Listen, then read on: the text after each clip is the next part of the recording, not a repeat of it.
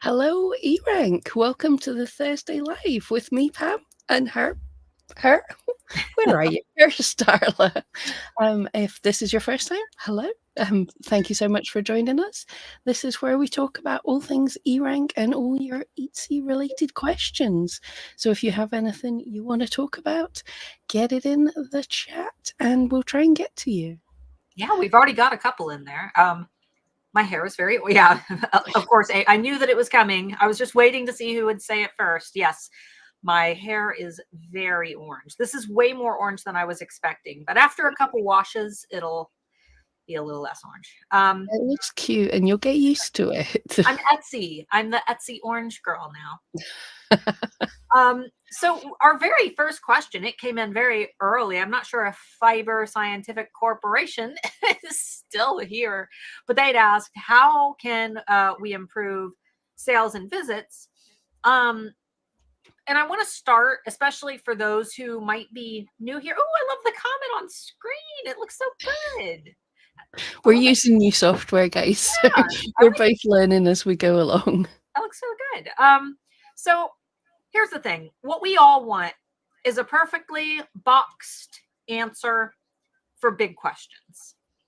And when we seek surface level information, what we ultimately find are surface level answers.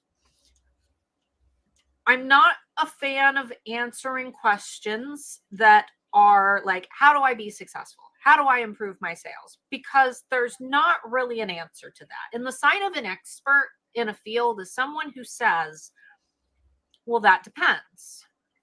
Because they incorporate in all the other factors that contribute to that question. So how can you improve your sales? Well, that's kind of like going into the doctor and saying, oh, doc, my stomach hurts. What's wrong with me? And the doctor tries to walk up to you to, listen with his stethoscope.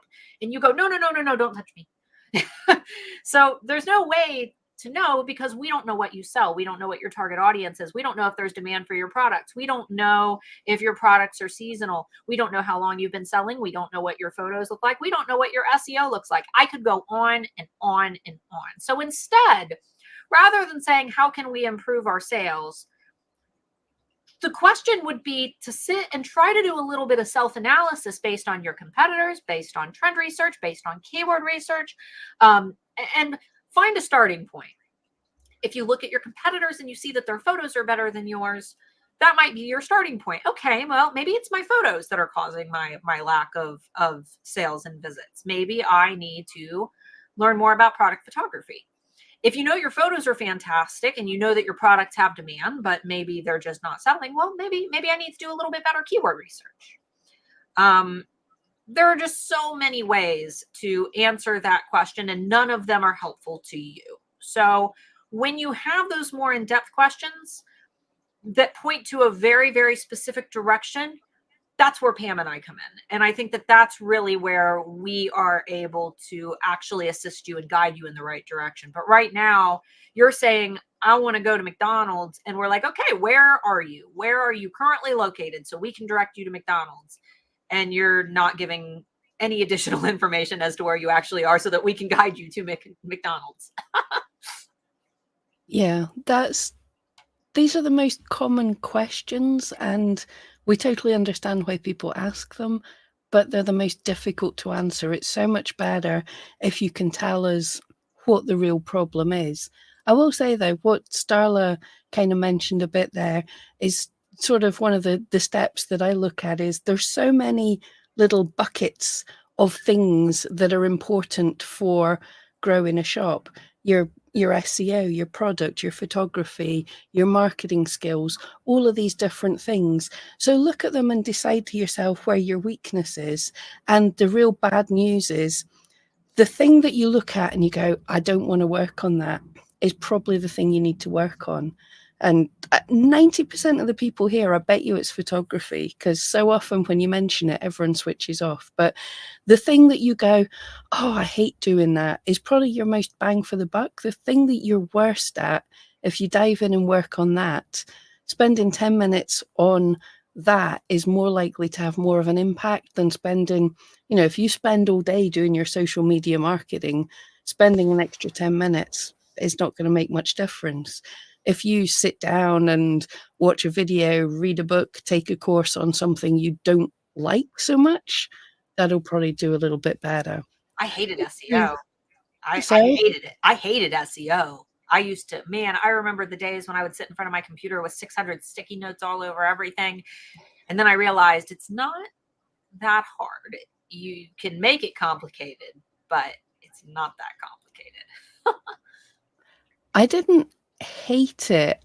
Mine, because I'm a right OG on Etsy, and things changed massively, and a lot of us got left behind when sort of SEO became important on Etsy, so I'd ignored it. But yeah, if you're kind of looking and going, I hate SEO, or I don't really know what you're talking about, that can be your biggest bang for the buck. That's what made the massive difference. Like, I was nearly quitting my shop, and I gave myself 3 months to learn about SEO, and that made the big enough difference.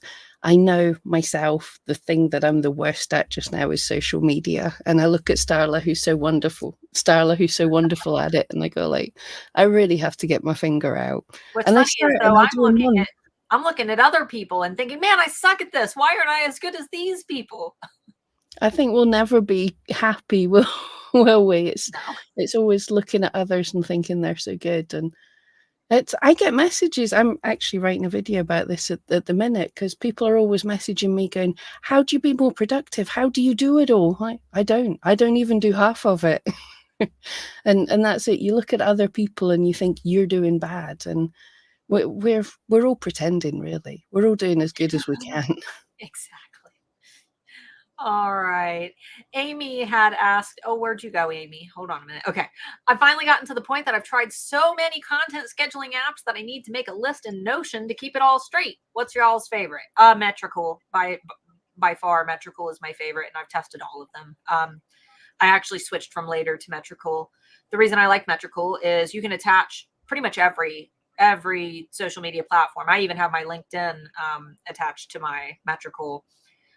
They will even schedule out your reels, TikToks, YouTube shorts, and they have a free version. It's pretty great. I use the paid version because there's a couple social media platforms that I want that aren't included with the free version.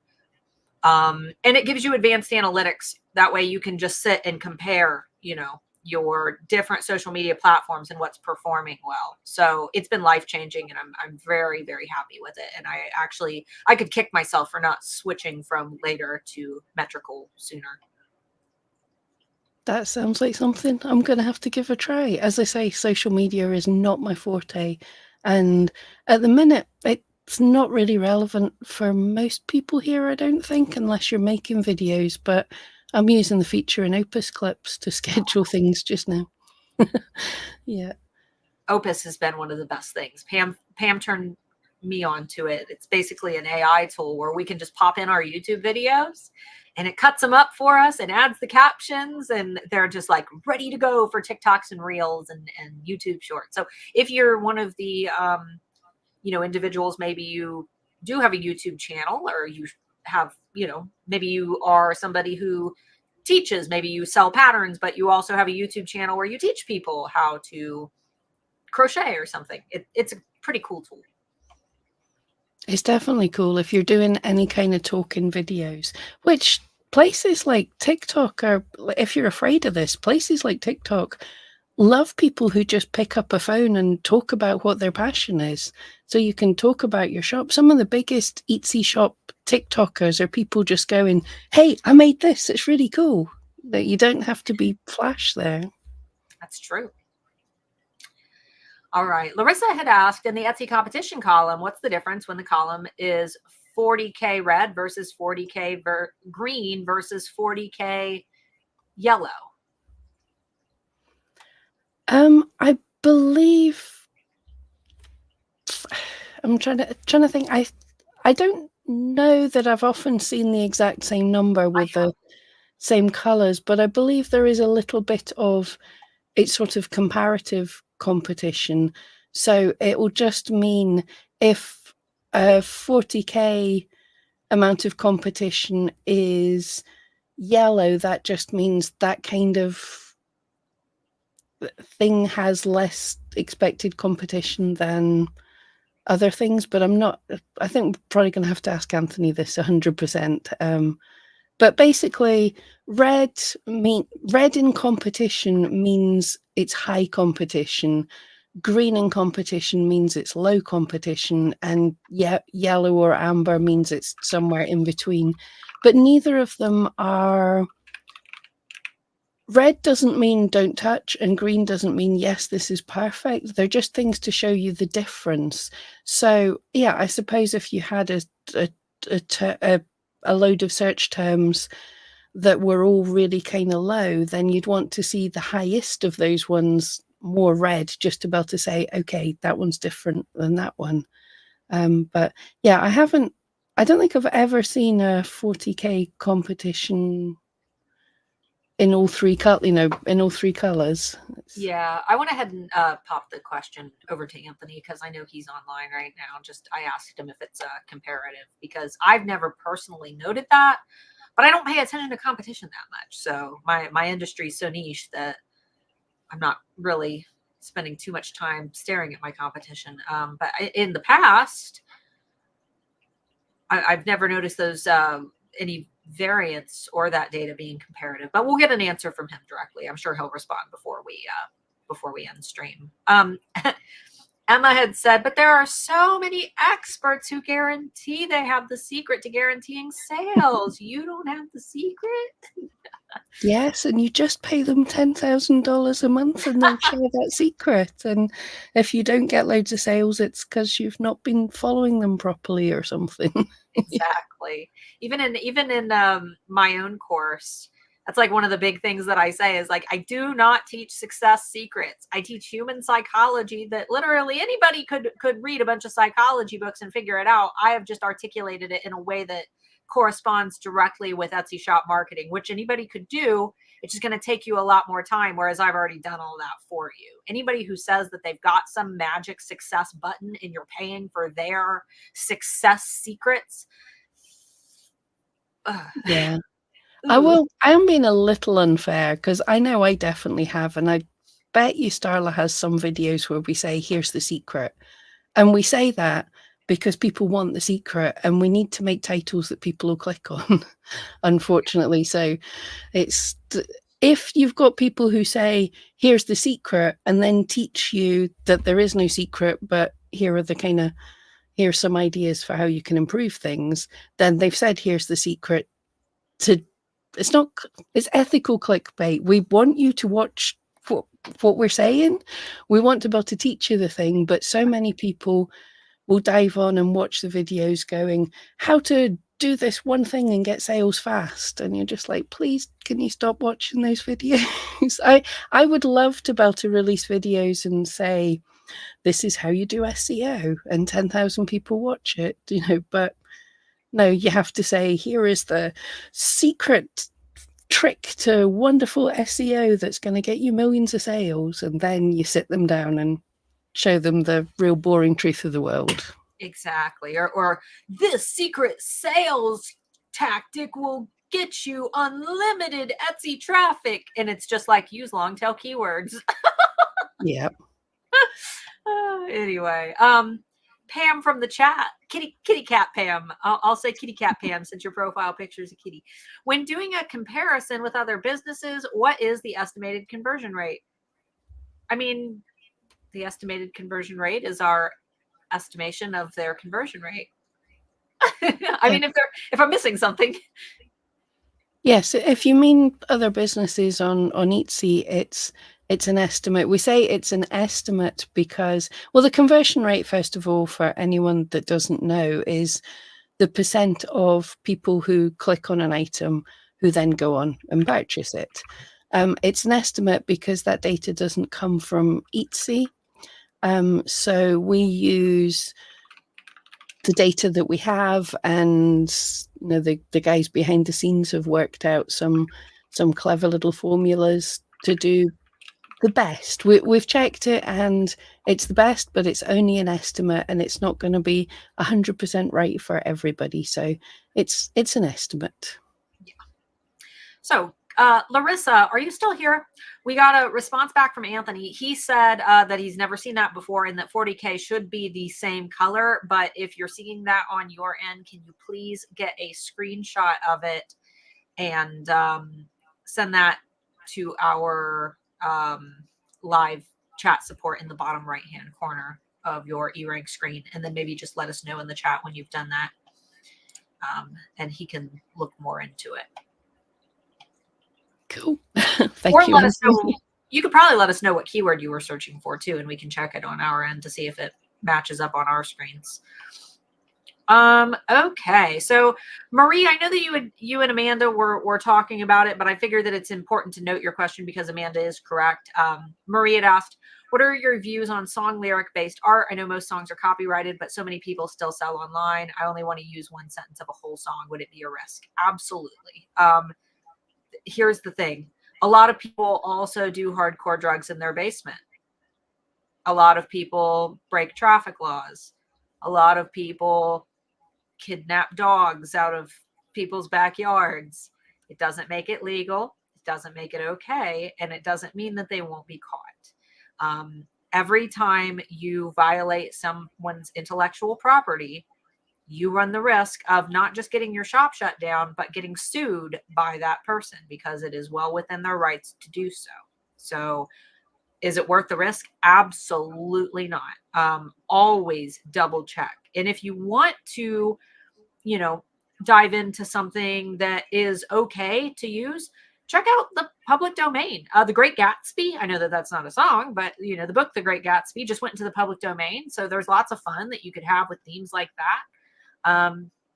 There's no official big giant list of public domain items. I mean, there are, but you still have to kind of go through and individually check them because there are specific elements and parts of the estates that get passed on. But always do your research and be super duper careful because Amanda was correct. You absolutely cannot legally do that.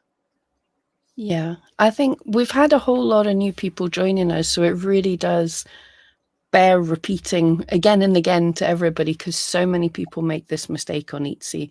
I made it when I first started. Starla's made it. Everybody made this kind of mistake, but unless it's in the public domain, and beware Disney, don't touch the Mickey Mouse yet.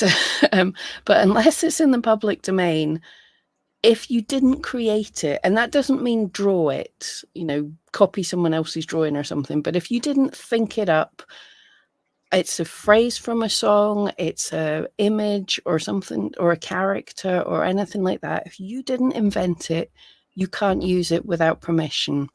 Now, Starla has a great shop that she's just opened that she's doing book related stuff, and she has permission from the authors.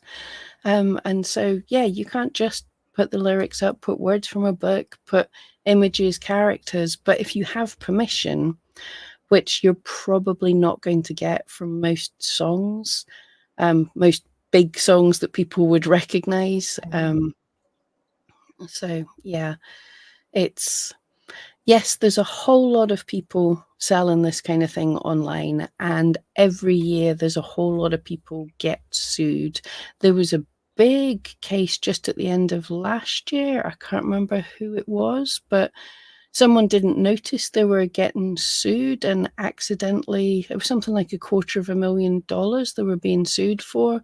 The creator got back to them, sorted everything out, but they still were breaking the law, and that was how much they could have got hit for. So yeah, they didn't know they were doing anything wrong. And even when you're legally licensing, you've got to be intelligent about your targets. So, for our targets, we're not getting licensed for Harry Potter and Lord of the Rings and Twilight. We are having to find series that haven't already been bought by major film studios, because at that point the film studios own those rights. We do have one series where the film licensing has been purchased by Amazon, and because of that, we can only sell paper products because Amazon now owns licensing rights for t-shirts and things. And all the time I see shops that don't have their licensing agreements listed in their descriptions, which is the legal requirement in order to work with this particular author. I see them listing new t-shirts and stuff. It's not the author that's going to go after those shops. It's Amazon or Amazon Prime Video who's producing the TV show. So you have to be so careful and be very, very selective. You are not going to get licensed by like Taylor Swift. You're not going to get licensed by Disney. You're not going to get licensed by, Star Wars. You're not going to get licensed by the NFL because those licenses cost millions of dollars. Plus you have to have special business insurance for them. I think the NFL's is like the insurance you have to have alone is like $1 million. Then you have to pay $10,000 like per product that you want to license. I mean, it is ridiculous. For us, we pay 20% commission to most of our authors. I think we have one that only requests 10% commission, but we still have to pay them every single sale. So it's just things to be aware of. Yeah, and it's a good point that things change over time. I've had friends who've used friends' music in videos and things. It's just a mate with a band in the garage. But then when that band gets signed, things can change for the permissions for the music that you used 4 or 5 years ago. So yeah, it's tricky. And even those of you who are just putting some phrases on a t-shirt, people can people can trademark common phrases. So we've got to be careful for everything. Yeah. All right. Bear Walker, where have you been? Let's see. If I put up listings and wait 2 to 3 months and those are not gaining traction, when's a good time to start tweaking the SEO? Would you wait a full 3 or 4 months or do that after 2? I think that what I would first do is find the keyword that truly defines what that item is, search for that within eRank and see if there is a specific time of year when that type of item is more popular.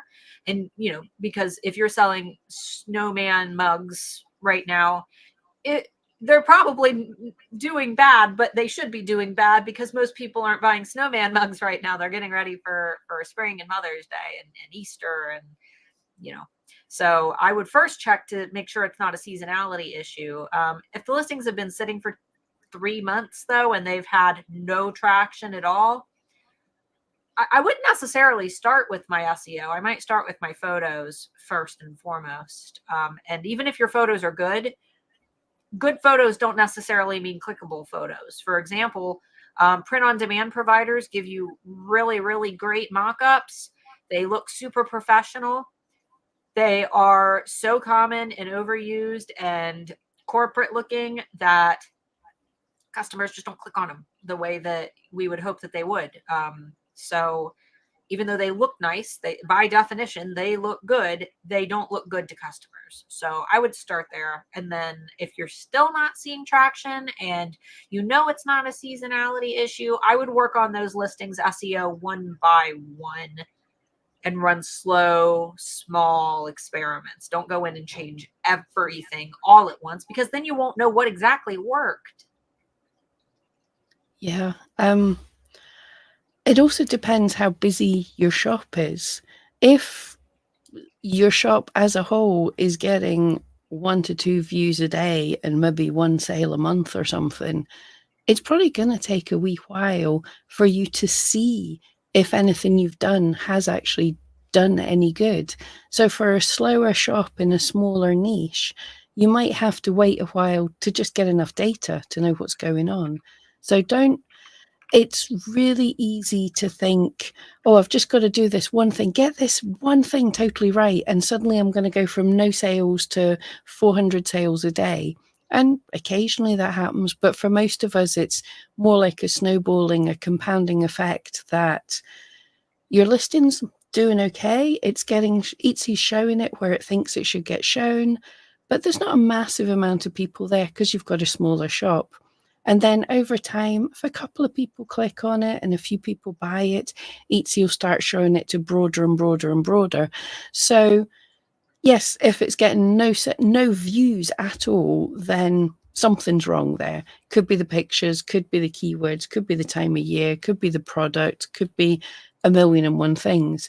But if you're getting some sales, you just don't think they're enough, I would probably work on something else for a bit and see what kind of traction that does, pick up over time, because the more sales you get, the more the more listing quality score you get for that listing, and the more likely Etsy is to push you out to some of the higher keywords. Sometimes you sort of have to claw up the SEO ladder with your little listings.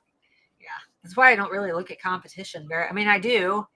I look at it, but especially with our niche and the few of us that do get officially licensed for, these book series, yeah, I have a lot of competitors, but I'm also pretty confident in my photos and things that I don't really stare down competition all that much. Like Pam said, you start building up those listing quality scores and competition becomes a metric that you don't really have to look at all that much. Exactly. If your stuff's amazing, then people are going to love it. Exactly. Rachy Bird, what is a good shop conversion rate in your opinion? 2024 for me is 5.8%. Last 30 days is 6.4. What are your thoughts? So there's no answer to that because it's going to depend completely on not Etsy as a whole. Etsy says 1 to 3% is a good conversion rate, but that's so surface level. Again, that's one of the surface level questions. If you want a good conversion rate for your specific industry, I would Google that. Good conversion rate for silver jewelry. Sometimes you can find some, but if your conversion rate right now is 6.4%, that's way above what Etsy, says is a good conversion rate. So I would say that you're in a pretty good position. Yeah, but sort of it doesn't matter. Yeah. Are you getting enough sales? Right. Does it matter if your conversion rate is 20%, if you only get like 2 views a day and hardly any sales? Or would you complain if you were getting more sales than you could deal with, but your conversion rate was 0.1%? It varies, and it's going to be different. As Starla said, you could have a silver jewelry shop that might have quite a low conversion rate because people have to come and see it a few times and fall in love with it and think, do I want to spend $200 on this? You could change your shop to a sticker shop and sell stickers for 20 cents. Your conversion rate might be through the roof, but your profits are rubbish. Another thing, like in the past couple of years, my conversion rate's gone up because my Pinterest views have fallen off the map. Now, Pinterest had low conversion but sent thousands of people to me. So I would take the lower conversion with all those views and sales from Pinterest rather than having a nice conversion rate. Your overall shop conversion isn't that important. It's not, yours is higher than many people's, so that's a good thing, but it's not really worth worrying about. Yeah. I don't even think I've looked since I started my new shop. I don't think I've looked at conversion rate a single time. Yeah, the conversion rate that matters, and you can see it on Etsy, it's under marketing search analytics beta. It's how your listings convert when shown in search for a specific search term. That's all Etsy cares about. So other than that, it's a nice kind of vanity metric. It depends where people are coming from and what your items are and stuff. Yeah. She said that in response to my question, I'm only getting a few views per day. There you go. It's a good conversion rate, but you're not getting enough sales. So wouldn't you prefer 100 times more views and the corresponding sales with a slightly lower conversion rate? Yeah. Sales are your best and most positive metric. So exactly. Marie had said, what should I do with my Valentine's content now? Archive the listings, even though they're still actively paid for. I can't change the tags as it's past the day now. I mean, you can change the tags, but if they're Valentine's Day specific items that can't be repurposed for like Mother's Day for example, you've got one of two choices. You can either put them away and stop paying for them for the year and release them like new products next year. Oh, my customers love these last year. Now they're back. Your favorite Valentine's Day items are back in stock. You could do that, or you just leave them. They're probably not gonna sell very well. But it's not gonna hurt anything if you're willing to pay for that extra, for them to be there. Just grab them, go into your shop, your storefront, and click the edit shop button. And then on the right side, right above where your listings start, take those listings and start dragging them to the last page of your shop. If you don't want them front and center, and it doesn't matter either way. It's not going to hurt you to have those listings in your shop. Yeah. There's nothing stopping you changing the tags from Valentine's Day. That's not going to hurt you. If no one's searching for the tag, removing it won't hurt you.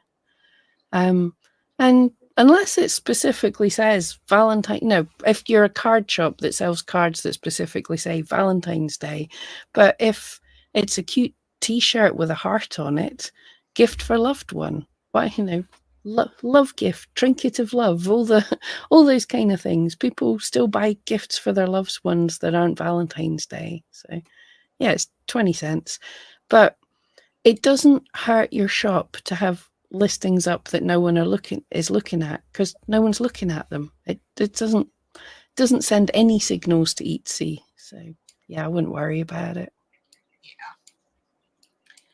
Yeah. Okay, let's see.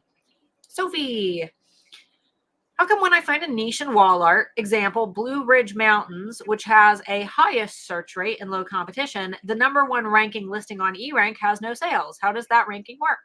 So on eRank, we are showing you where a listing would rank in search before a layer of personalization is applied, which Etsy applies a layer of personalization to each shopper based on their specific shopper preferences, where they live, past shopping habits, things that they've searched for in the past, things that they've bought in the past.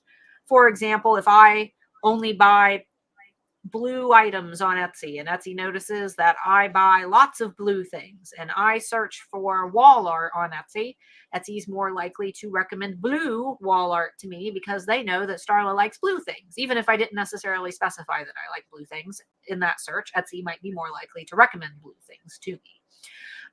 So if an item is ranking #1 for no sales, I mean, there's a couple different reasons. If it's a newer listing, Etsy might be testing that listing with different audiences. They could be moving it around. That listing might just be very well optimized, and the competition is just so low that they were able to optimize it to the best of their abilities. Because Blue Ridge Mountains, that's a very specific search term. That's so specific. If there's good search rate on that and low competition, that's awesome. I would spend a little bit of time looking at that listing. I would try to analyze it myself and see if there's any little golden nuggets within that listing that I could personally learn from. But I would also keep an eye on it, because it might just be a test that Etsy's running for that listing. Etsy plays and experiments with our listings all the time. They move them all around. They show them to all different people. Yeah. But remember, ranking's complicated as well. It takes into account a lot of factors. That shop might have had a lot of sales for other listings for that keyword, and Etsy's like, well, it's a good shop for that keyword. All the other listings, as Starla says, it could be a new listing, it might be from a really good shop, so it's got a lot of good signals going to Etsy, and the other listings just don't, they might have a lot of sales, but they might not have a lot of sales for that search term. They might be getting found for even different search terms. But I wouldn't worry about looking into it, worry about this too closely. You found something that has a reasonable search volume and low competition, and things that are ranking highly don't have a lot of sales. That to me would say, hey, this means I've got a really good chance of ranking there if I make a good listing. So that's as deep as I go with that. I don't go, I wonder why they're ranking. I'm like, well, if they are, I bet you I can too. Right. Is that the best you got, Etsy? Really? That's the best you can do? I can do better than that. And then you just got to make sure that your listing is got, a better photo, better thumbnail, more information, I would go through that listing and pick it apart and see everything that they're doing wrong and all the things that you can improve upon. Exactly. But it sounds like you've found a good potential keyword. So yeah, if you can go with that, I don't know, Yeah. Blue Ridge Mountains is a place or something, I guess. So Let's see, that's Panda Rose. Huh? Oh, go ahead. another thing to beware of, though. I know there's been a lot of talk about people using like national parks names and things. A lot of places have like trademarked the national park name. You can't necessarily do that. So check that's okay. I have no idea what the Blue Ridge Mountains is, so I don't know.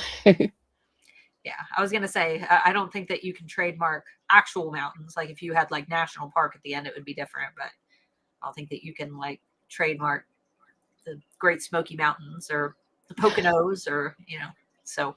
Yeah, most likely not. It just sprung into my head because there's been a lot of conversation about it. Panda Rose said, I didn't know you could drag listings to another page. Yeah, so you have to go to your actual like shop front storefront, like your actual, where your items are listed.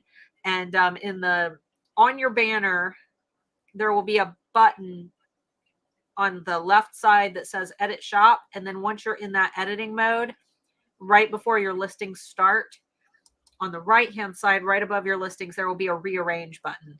And you can bump all the listings to the back. Now, once someone starts clicking around your shop, if they open, a Valentine's Day card and they return to your storefront, they're going to get items related to whatever they clicked on. If they are, because most people don't change their settings, their filters on a shop page. So they're probably going to get a feed that is, catered to them. But when they first arrive in your shop, right when they go to your shop for the first time and they're on your storefront, it can be arranged how you would like it to be arranged. Yep. I promised Jan I would do this thing, so we're going to try and do a thing.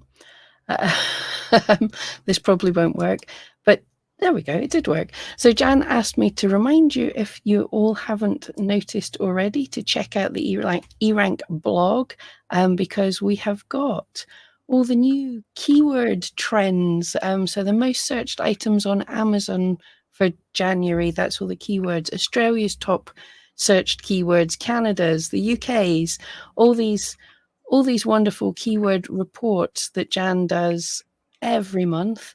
So people are asking what keywords are important, what are top selling things. Have a look in there. Jan is absolutely awesome for looking at the trends and reading into everything. So I promised her that I would mention it. So there you go, Jan. I did just remember. Then I donked up the link here. Give me just a second and I'll fix it. I gave you guys the wrong link. Yep, you've got the link. Cool. Why does YouTube put the reaction button? There's the correct one. They make it impossible to remove comments. There we go. I think we should be able to put links out from this software as well. I'm not sure. Hey, Anthony, how you doing? Oh, hello. Okay, everyone behave. Stop talking about what we were just talking about. Hi, Anthony. Amanda had said, can we reach the blog from our eRank desktop? Yeah. If you mean like when you're logged into eRank on your dashboard, you can go to erank.com/blog, but if you scroll all the way down your eRank screen to like the footer of eRank, that big dark blue section at the very bottom of the eRank page, there you go. Pam will show us. Hope no one gets motion sickness. You can see it here, but also it's even easier just now. eRank News on the right-hand side here. See all updates takes you to the blog, and here's some of the most searched items on Amazon in January, or Australia's top Etsy keywords. Those are the things you want to be clicking there. Right. Let's go. I like that. This is better for being able to show screens. I like this. It's snappier. Yeah, I only have to click one button. All right. Leslie asked, is there a limit to how many spotted on Etsy listings eRank will show on a given day? if you have 400 listings, for example, is it possible for all 400 to be spotted on Etsy? Can be more than 400 because each of your listings can be spotted for more than one keyword. Anthony's here. I don't think we have a limit to how many are spotted, because the point of spotted on Etsy is going through the Etsy API for the keywords you've given it and the other ones that we have in our database, and searching for your listings, any of your listings that show up in the search for those keywords. So if all 400 of them are showing up, yeah, Anthony says there's no limit. So yes, you can have all 400 and they could be spotted for a few different keywords. I wouldn't set that as your expectation. Yeah, it's not necessarily a good thing to have, but those are some outlandish expectations. And if you achieve that, you throw yourself a pizza party, because that would be awesome, but probably not likely. Okay, let's see here. What kind of benefits do I get if my listing is spotted on Etsy? None. I mean, yeah, I mean, do you have, if the keyword that you're being spotted for is a great keyword that people are searching for, that just means that you have a higher likelihood of being discovered. You could be spotted on Etsy for something that nobody's actually searching for, though. So it's just letting you know that, yes, you've been spotted for that word that you told us is important to you. yeah, how I look at it more is, say you've done a whole bunch of keyword research and you've made a few listings and you're saying, here are these new keywords that I want to know if I'm ranking for. You could put those keywords into spotted on Etsy, and then every day eRank will go in and go, is Nadia's listings ranking for this? Yes, they are. And make a note of it. Build your little graph so you're able to look and see, not only are my listings ranking for these keywords, but they're staying ranking over time, because Etsy gives a little boost to new listings. And then if people aren't liking what you've created, that'll drop away over time. The other thing it's cool to use for, if you have a superstar keyword that's bringing loads of traffic, pop that into spotted on Etsy. And then if you wake up one day or you're saying, this week my sales have been a bit lower, things have been a bit quieter, you can jump onto spotted on Etsy and have a look, and it will show you, you'll see the search volume for that keyword. You'll see if you're still ranking in the same place for that keyword. And, you know, if you've maybe dropped away in the rankings, then you're about to say, oh, what can I do? Maybe I'll change the picture up. Maybe I'll make some more listings. Or you might see that the search volume, people are searching for it less. You know, just now it's seasonal. So it's not, you don't get any benefits. It's only as good as the keywords you put into it. So we could make up I make up constantly some silly keywords.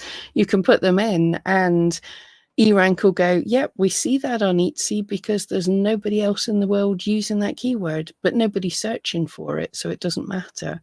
It's just plotting your little graph each day to say, yep, those keywords that you told us were important, they're still working for you. All right. Marie had asked, should I have more than one shop? I want to sell original art, journals, prints, cards, etc., and do multiple themes from abstract, cats, quotes, and spiritual stuff. So worried it's not niche enough. So couple things about that. I've got strong opinions about running more than one shop. However, you've mentioned a keyword in here, which is original art. So I'm going to put this into two different ways. I'm going to give you two different perspectives, okay? And they are completely opposing perspectives.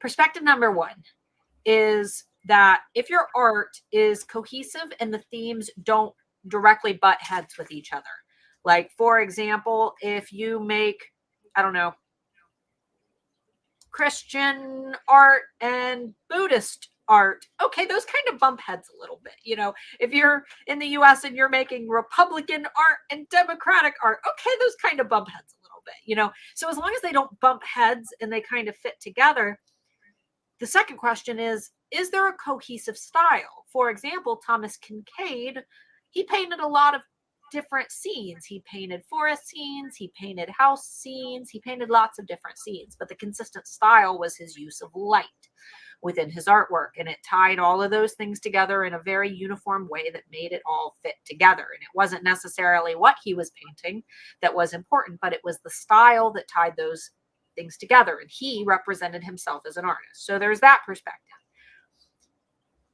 If you're representing yourself as an artist and your themes are cohesive, I think it's okay. The opposing side is, if that doesn't apply to you and you have a lot of different styles and things do directly conflict with each other, I see it like this with two shops. If you are baking cookies and you're going to start a bakery and you're going to sell chocolate chip cookies in your bakery, you've got your bakery set up, you've put up the building, and now you are working on your chocolate chip cookie recipe and you have not nailed it. Would it be a good idea to then start also building a snickerdoodle bakery before you even have a cookie recipe that works? Do you start building a snickerdoodle bakery? Well, probably not. It would probably be a better idea to sit in your chocolate chip cookie bakery and work on the perfect chocolate chip cookie recipe and wait until people start coming in to buy those cookies so you know that they're good and that your recipe works, because it'll be a lot easier to take that recipe and turn a chocolate chip cookie recipe into a snickerdoodle recipe. You'll already know how to market your snickerdoodles. You'll already, have run your chocolate chip cookie recipe or business for long enough that you'll have an easier time also selling your snickerdoodles. Running two shops is very, very hard. It takes a lot of work. It takes a lot of time. You have to constantly keep an eye on them. If something goes wrong in one of your shops and you miss a bill, or if that shop gets shut down for some reason, both of your shops can get shut down. I am a big fan of waiting until you have the perfect cookie recipe, waiting until your first shop is doing well, making sales. You know the exact recipe that works. That way you can replicate it for your second shop. I'm not a fan of trying to figure out how to make two businesses work at the exact same time, because ultimately I see sellers pile money into listings and trying to figure things out, and then they end up ultimately not mastering anything. So those would be my perspectives. Yeah, two shops is hard. I've tried it numerous times and not succeeded. But on the point of a niche isn't a journal or a print or a card. A niche isn't necessarily cats or spiritual stuff. But think if you had all your physical items out, you walked into a shop that had all these type of items, you could walk in there and go, oh, Tina would love this. You've got the niche. It's Tina, and all the people like Tina. So I can very much can cats and spiritual stuff and abstract and quotes work together? Absolutely. If it's a unified, if the theme is there, that it's a niche that Tina's going to love, if you could stand in there and go, I don't know which of these things to give to that friend of mine because she would love them all, you've got a niche. It's not a process. It's not a type of item. It's a type of person. Yeah. I like to look at Hot Topic as an example, because you walk into a Hot Topic store and you have death metal bands and all the cool band tees and super gothy stuff and pentagrams, but you also have a wall of Care Bears. And Hot Topic knows that their ideal target customer are the goth kids who love the pentagrams and the Ouija boards, but they also like a Care Bear on their spooky bed, so the products, they have to fit your ideal target customer. And I think that that's what matters the very, very most. Yep. And if they don't, if most of us are crafty people, creative people, we have more than one thing we like to make. Sometimes you've just got to rein it back and say, at this minute in time, I'm building this one Etsy shop. I can make these other things for me for fun, but let's let's stick to the one thing rather than try and kill myself running 2 shops at once. 2 shops, 2 social media, 2 marketing plans, 2 doubling up on everything. Sounds tough. All right. Hey, Larissa. Let's see. She said I was not understanding that the color codes mean different things depending on the column, and I was asking my question wrong. I was trying to oversimplify. I'll post the link. Yeah, like I said, get with our support team, or I'm going to pop our group into the chat. Feel free to join our group and ask there, and one of our support members can get back with you. Yeah, I'll just really quickly pull these up so people can see what we're talking about as well. Mm-hmm. So in many of our tools, you'll see these these columns that have different colors on them. And we've got average searches. This is the average number of people that are searching for that keyword. So 10,000, roughly 10,000 a month people are searching for dark academia, 4,000 for dark academia decor. And then from those people that are searching, how many of them are clicking on it? What's the click-through rate? And what's the competition? That's the other listings that you would be up against on Etsy. So we just have these colors. They're not saying good, they're not saying bad, they're just to help you draw your eye so you're able to look. Competition, yes, it would be lovely if everything had really low competition. So the lower the competition, the more green it is, the higher it's going to be red. It goes through oranges to red. Things like searches, clicks, and click-through rate, we would like these really high. We'd like lots of people searching and lots of people clicking on them. So the higher they are, the more green we've got. And that way you can just compare things at a glance and say, what's got higher competition, what's got higher clicks and everything. It's just a little visual to help you. All right. We will try to get questions are starting to kind of pour in now. And I've only got a few minutes. So I'm going to try to get through as many as I can. Marie had, she had said, thanks for the free Etsy SEO and for the 30-day eRank trial. Yeah. So that 30-day eRank trial, that is such a good taste. If you have never played with any of our paid tools, you can get a lot of work done with that 30-day trial. So Pam, we need to get you one of those links. We were just talking about that as well. Because sometimes you just want to taste it. You just want to taste what you'll get with the higher, plan. For those who are on the free plan and you're trying to decide what paid plan to go for, most of you guys can start with just the basic plan. I think that plans should be taken in evolutionary steps where you outgrow one and then you move to the next. Because I've seen a lot of people who immediately go for the expert plan, and I'm like, I don't even hit the quotas for my expert plan. Yeah, exactly. Expert doesn't mean you're going to be getting your shop's going to do better because you've paid for the expert plan. It means you get more searches, more keyword lists, more quotas of things in general. So yeah, move up when you've run out of when you're using up your quotas, when you have loads more shops or when you have hundreds of sales, that's maybe when you want to move up. Okay. We'll try to blast through our last ones. Emma was asking, because her handmade shop hasn't taken off yet, would it be a good idea to start a second shop for POD items? Do you think a POD shop would have better luck since the prices will be lower? They're not. Actually, they're kind of high. POD is not a magic solution. You still have to have a niche. There's no way to say if it's going to do better for you. I work with tons of POD sellers because we help out over at Printify.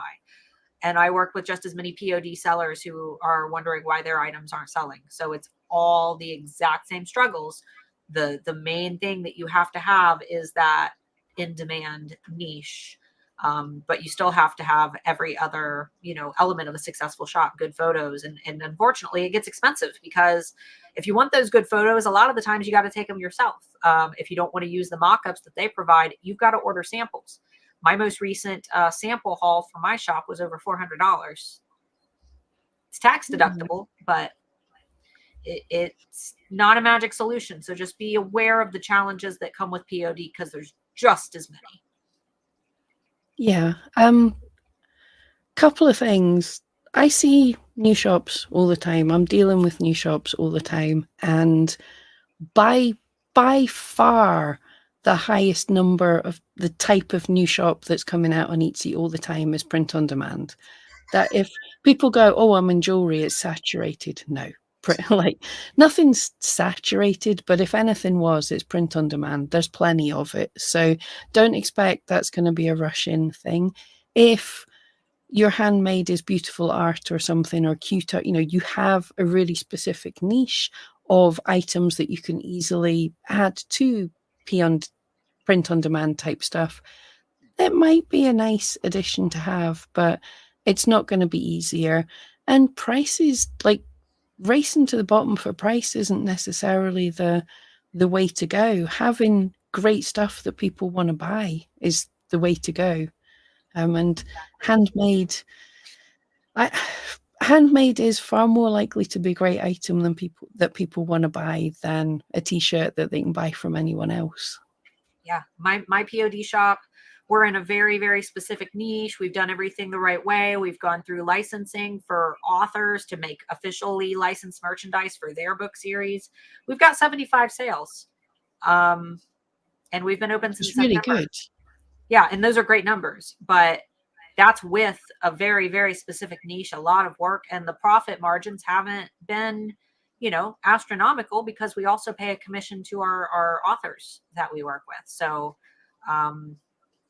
great Yeah, product is the most important that thing. is another thing that people miss out on. Like, you think even these big print on demand companies, well, shops, they're paying a lot in advertising, a lot of them. Yep.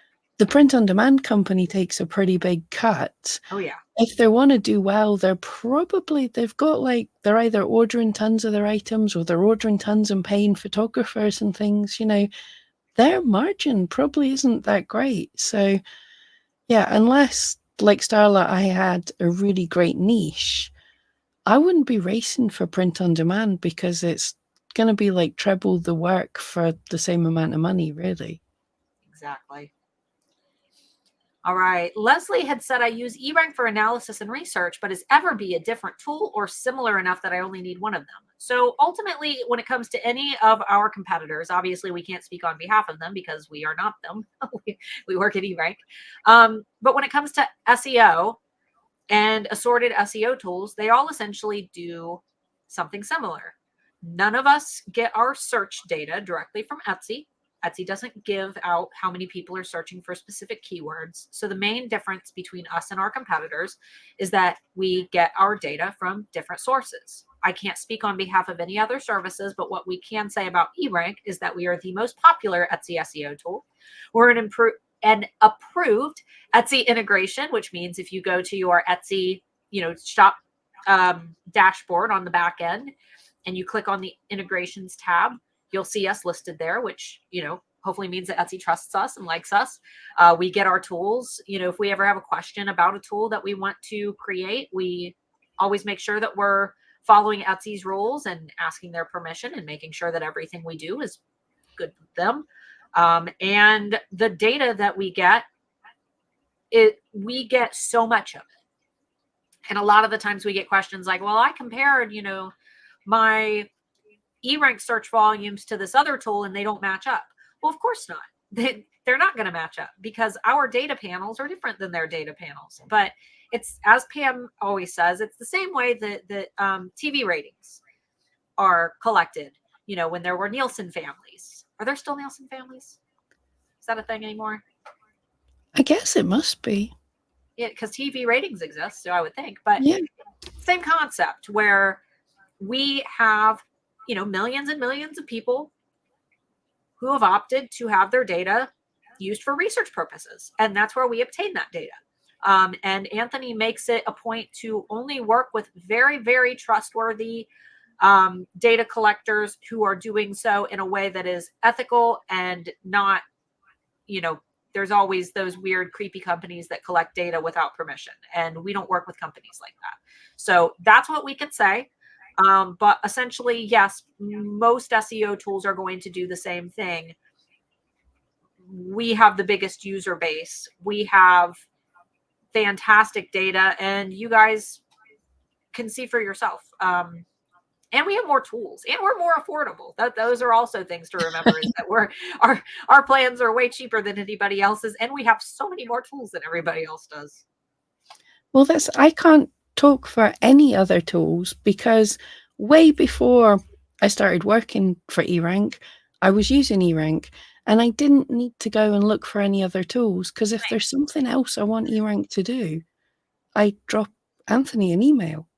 No, and that goes for the rest of you. If there's something that, not necessarily drop Anthony an email, I think we've got too big for that now, but if there's something you wish was able to happen, you can first of all like ask in the Facebook group, and we'll be there and say, how do I do this? I'd like to know this.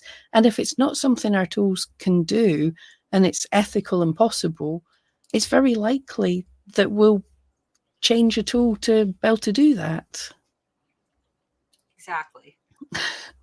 I don't tell you what to do all the time, Anthony. So I think that we are towards the end. I know we had a couple more questions, but guys, you bring them next week, bring them next Thursday, or post them in the eRank Facebook group. Or if it is something very specific related to your own eRank accounts, don't be afraid to click that little blue circle down in the bottom corner, the bottom right-hand corner when you're logged into eRank. If you're on a tool and you don't know how to read it or use it, or you don't understand it, we have a team of people now who are there to answer your questions. And I promise they're cool. They're not weird. They're not weird. You know how it is when you like click for chat support and you don't know if the person is like, they actually care. It just feels kind of weird. Our team is super duper cool, and they're awesome, and they want to help you, because they're all just like Pam and I. They love eRank. Most of them use eRank. Most of them are sellers who understand the problems that you're having. So be nice to them and give them love. And yes, and Debbie also posted the eRank Facebook group as well. Oh yeah, and Anthony said we have 24-hour support now, Monday through Friday. So be good to our support team. They work very, very hard. Yeah. And anyone, if we didn't get to your questions today and you want us to answer live on air, every Wednesday I should have a post up in the Facebook group that you can ask your questions in advance, because it's absolutely lovely that we're busy enough and people are asking cool enough questions that we run out of time. That's really cool. So you can get in advance, and my chair makes some terrible noises. You can get in advance and we'll make sure we answer your questions there. And yeah, thank you, Debbie. Yeah, give us a like if you liked this, because it helps the algorithm and makes us feel special. Larissa said, I would say that this is probably the most useful software that I've used in 20 years. Perfect. That's awesome. Same. Thank you. All right, guys, we will see you next week. Okay, thank you so much, guys.